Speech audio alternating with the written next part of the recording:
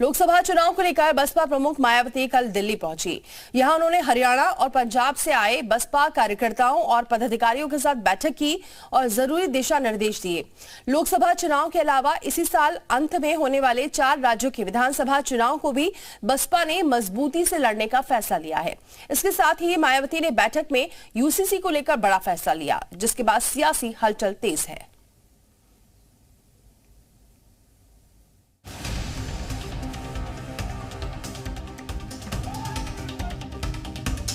जैसे जैसे 2023 के दिन बीतते जा रहे हैं, ठीक वैसे वैसे राजनीतिक दलों में 2024 के लोकसभा चुनाव के लिए तैयारियां बढ़ती जा रही हैं।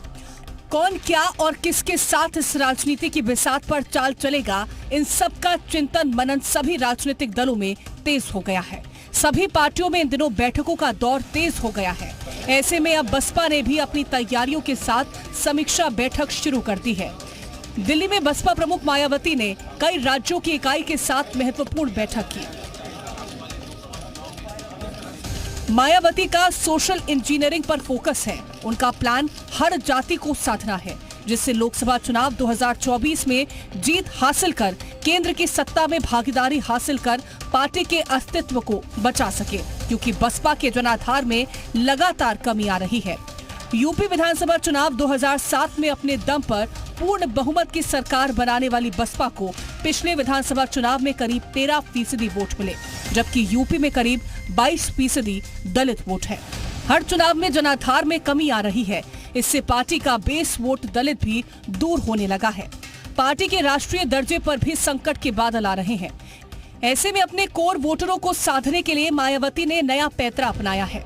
मायावती ने कॉमन सिविल कोड यानी यूसीसी को लेकर यू टर्न ले लिया है। पहले इस मुद्दे पर मायावती के सुर बीजेपी से मिल रहे थे, लेकिन अब मायावती यूसीसी को लेकर अलग राप अलाप रही हैं। मायावती ने यूसीसी के बहाने बीजेपी पर बड़ा हमला बोला। मायावती ने कहा, यूसीसी को लोगों पर जबरदस्ती थोपा जा रहा है।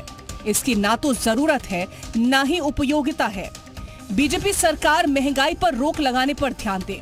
बीजेपी हताशा का शिकार हो रही है। बीजेपी जातिवादी विभाजनकारी नीतियों को गति दे रही है। मायावती के यूसीसी पर यू टर्न और पार्टी पर हमले को लेकर बीजेपी ने करारा पलटवार किया है।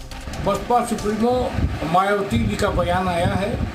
अब लोकसभा का चुनाव है तो उन्होंने अपनी उपस्थिति दर्ज कराई है। 5 साल वो चुप रहती हैं।